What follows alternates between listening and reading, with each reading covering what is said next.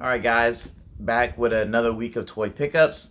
Trying to be more consistent with this and trying to at least do 2 figures at a time, so that way I can get through the stockpile of figures that I get in without having to overwhelm you guys with like 15 figures, especially with the thumbnails. Just kind of reveal what I was getting ready to do, and I'm trying to hold them all like this and pose them, and I can't do all this stuff. So I'm gonna do 2 at a time from now on, unless I only get one, then maybe that. But our first figure today is going to be, because I kind of peeked her out, is Don Moreno from G.I. Joe Classify, aka the second Snake Eyes. I'm really into this figure, even though I really didn't know much about the character. I do my due diligence before I buy a character that I don't know, kind of look in the backstory, kind of get more information on them. And her being the second Snake Eyes is cool, but also kind of stupid. Because that backstory about the brain transfer over to her and she was a cobra, it's really stupid. I didn't read a lot of the G.I. Joe comics when I was a kid. Most of the time my G.I. Joe comic information or experience came from Transformer G.I. Joe crossovers. And then obviously my G.I. Joe, because I watched the cartoon as a kid. But she's really cool. I like the design. I like the head sculpt that they did with her. I think it came out pretty good. I was a little iffy about this character because when they first showed her, they twisted the biceps out to make her look stronger, but it just made her look too beefy. And I was like, oh, okay, she's like on steroids.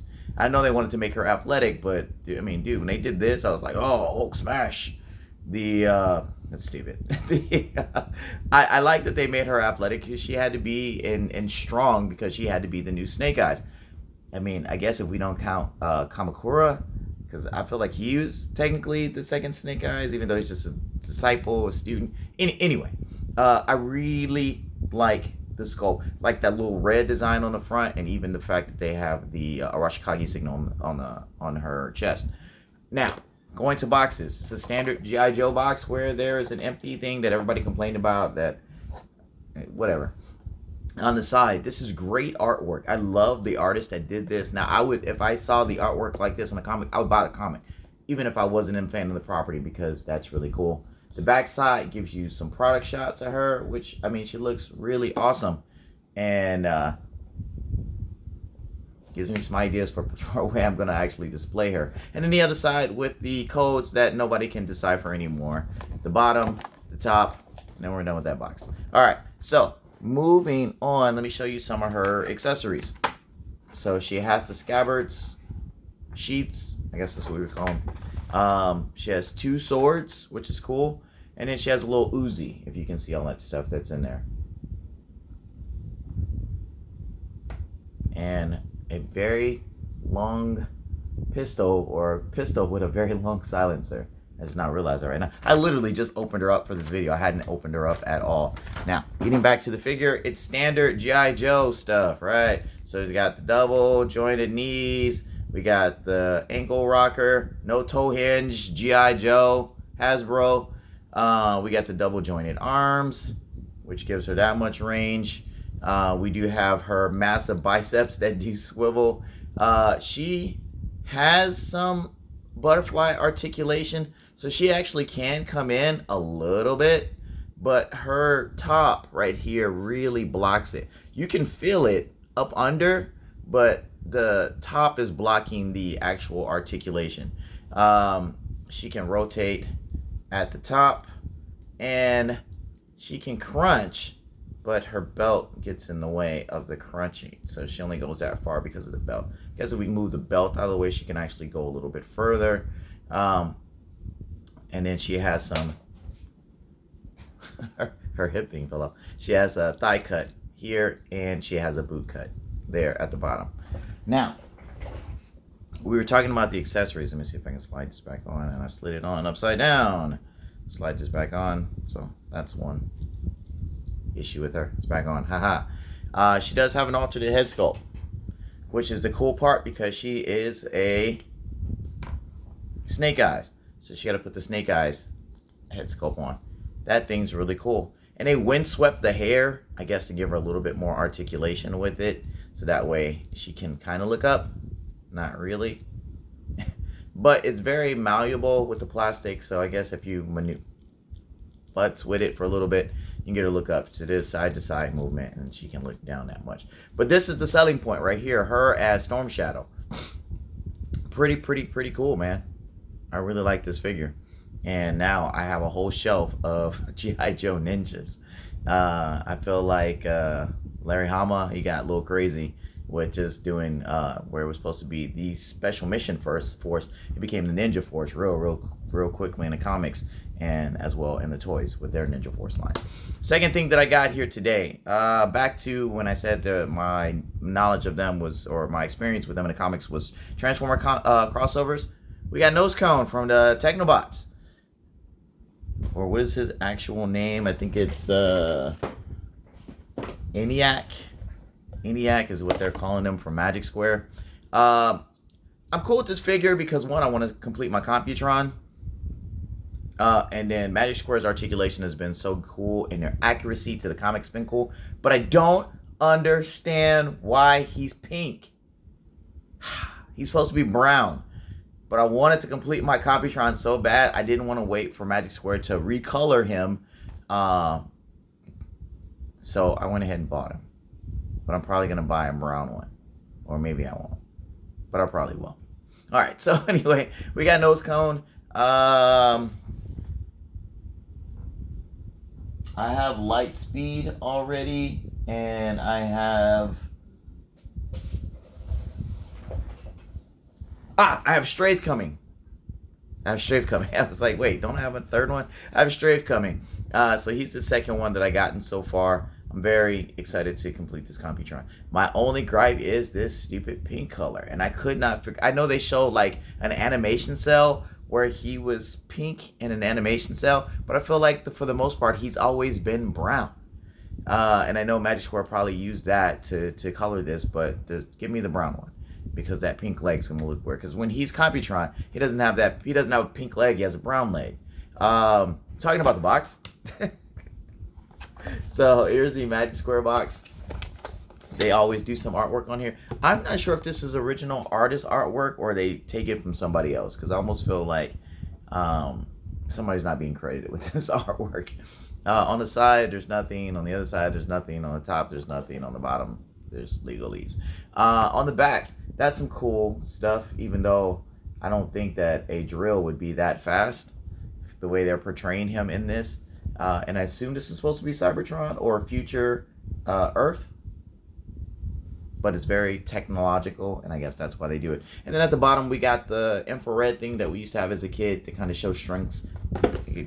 Hasbro, G.I. Joe, get on this.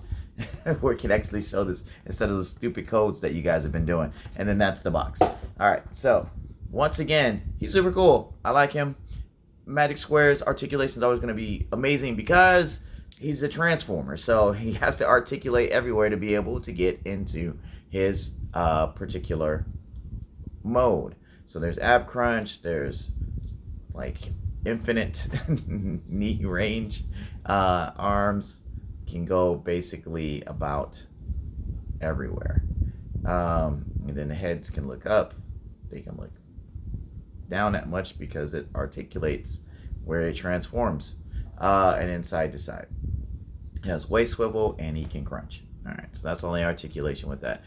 Like I said, I'm super excited about this Computron coming out. So that is a good look of him. And then onto the back, so on and so forth. All right. I guess some housekeeping toy news. You can see right behind me, and I left it up on purpose. They just finally showed the SH Figure Arts Gamerverse Psylocke. I don't know if you can get a good look at her. She looks great, except for that anime face. Like, why can nobody nail the Jim Lee look? Marvel hasn't done it. SH Figure Arts hasn't done it. Nobody can get it. Marvel's, they finally thickened up the thighs and the... I'm sorry, Mayfax got close, but they made her like a string bean, so it wasn't the one that we want. They made her hair flat. I really didn't dig the fact that they made her hair so flat. Marvel Legends decided, like, hey, we're finally going to give you a thicker... a thicker Psylocke with a better face. TV just timed out. With a better face, or they did a more realistic face, and I was like, oh, that's just like somebody playing Psylocke instead of my comic Psylocke. And then now SH Figure Arts gives you one where it's very anime-esque. They got the body right and the face, and I'm trying to like it. And I think I'm forcing myself to like it, and it's 90% there. It almost felt like it's that Marvel Legends Savage Land Road, where it was everything that we wanted, but the face was god awful. And this one, the face isn't god awful. It just doesn't fit the aesthetic. It's gonna look in a comic book setting, in a comic book shelf. She's gonna stand out because her face is more anime than it is the comic book stuff. And yeah, they're gonna say they tried to match the artwork for the video game cabinet and the promotional picture. They don't hit it at all. It's like somebody said when they did those old X-Men, when they did the Japanese version of the X-Men, that's what she looks like. They look like the anime version of it, like they based the face off there. And I know the picture that I had up and the video that I had up, the guy who actually sculpted her, he was talking about it and he was praising the face. But I'm like, dude, you did not hit the right face. You do not. She looks great, but you didn't hit the face that we all wanted. Everybody wants her to fit in for their Gameverse shelf and their comic book. If whether you're doing, I'm not really doing a Gameverse shelf, I'm doing the comic book stuff. So for me, she misses slightly, but out of the three that are out there, she's probably gonna be the best. Though Mafex got closer to it, but like I said, they just made her string bean, and I'm gonna try to do a head swap, even though I think that head's gonna be too tiny for that SH Figure Art thick body. And we're not gonna see this thing till maybe the end of the year, hopefully by Christmas time, more than likely like January, February. Who knows what happens with these things? And it's like, oh, it's like a year time from starting it to the end of it. I have no idea when they started it, but they teased this thing 3 months ago. So we haven't even gotten a pre-order yet. It's probably going to still be 6 more months after the pre-order. Hopefully pre-orders go up for Comic-Con and we can do it then, because I think that was when the first one they did with Cyclops. His pre-orders went up right around comic book. Well, they announced him, and then shortly after Comic-Con, his pre-orders went up. So maybe we'll get her by the end of the year. More than likely, we're probably gonna get her first quarter next year. So I got time to save up for her because she's gonna be stupid expensive. It's gonna be $100 for not 100% of what I want. For all you people that complain about that Marvel Legends 2-pack with Thanos, and to get that Psylocke, oh, I don't have to buy the 2-pack. Hey, congratulations. Now you got to spend $100 to get this one, if this is the one that you want. All right, that's all I got to say this week. I will be back with you guys next week with some more stuff that I have gotten in that I've not gotten to. But we'll talk about it. Later, guys.